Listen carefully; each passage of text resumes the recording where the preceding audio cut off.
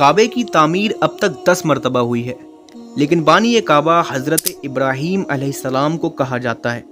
سب سے پہلے کعبے کی تعمیر فرشتوں نے کی تھی، جو کہ بیت المعمور یعنی آسمانوں پر جو کعبہ ہے جہاں فرشتے طواف کرتے ہیں، اس کی سیدھ میں زمین پر اللہ کے حکم سے فرشتوں نے کعبے کی تعمیر کی تھی۔ پھر دوسری بار اللہ کے حکم سے اس کی تعمیر حضرت آدم علیہ السلام نے کی۔ تیسری بار آدم علیہ السلام کی اولاد نے کی۔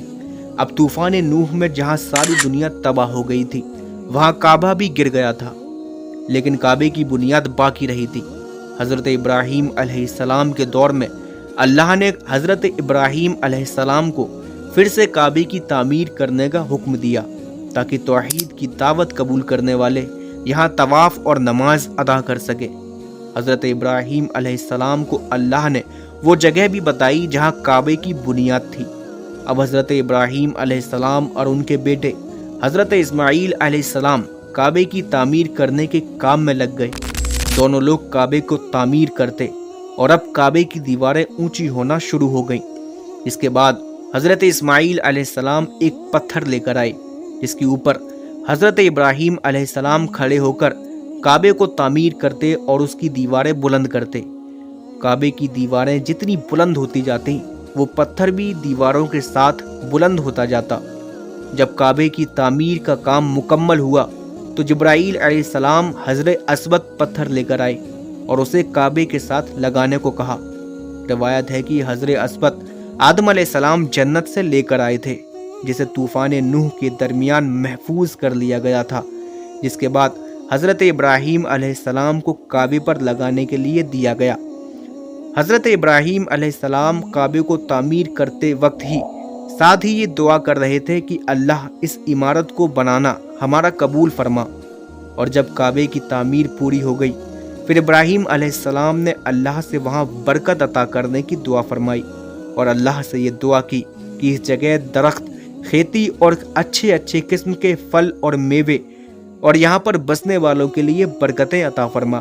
اور ساتھ ہی اللہ سے یہ دعا بھی فرمائی کہ اللہ جو تیرے سب سے بہترین اور سب سے عظیم نبی ہیں، وہ انہی کی نسل میں پیدا فرما۔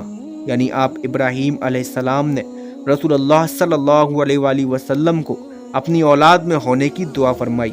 اور روایت ہے کہ جب ابراہیم علیہ السلام نے رسول اللہ صلی اللہ علیہ وسلم کا نام محمد لے کر دعا کی، تبھی وہ پتھر جو اسماعیل علیہ السلام لے کر آئے تھے، جس پر ابراہیم علیہ السلام کھڑے ہوئے تھے، وہ پگھل گیا اور اس پر ابراہیم علیہ السلام کے قدموں کے نشان بن گئے۔ اللہ نے حضرت ابراہیم علیہ السلام کی دعا قبول فرمائی اور اس جگہ جہاں آج کعبہ موجود ہے، وہاں برکت اور خوشحالی کر دی، اور نبی محمد صلی اللہ علیہ وآلہ وسلم کو حضرت ابراہیم علیہ السلام کی آل و اولاد میں پیدا فرمایا۔ کعبے کی تعمیر کے بعد اللہ نے حضرت ابراہیم علیہ السلام کو حکم دیا کہ وہ یہ اعلان کریں کہ سارے مسلمان کعبے کا طواف کیا کریں اور یہاں نماز پڑھا کریں۔ تبھی سے کعبے کے طواف یعنی حج کی شروعات بھی ہوئی، اور سب سے پہلا حج حضرت ابراہیم علیہ السلام نے کیا۔ چنانچہ ابراہیم علیہ السلام ایک پہاڑی پر چڑھ گئے اور اللہ کے حکم کا اعلان کر دیا، اور اس اعلان کو اللہ نے سارے لوگوں کے کانوں تک سنوا دیا، جس کے بعد لوگ وہاں آتے اور طواف کرتے۔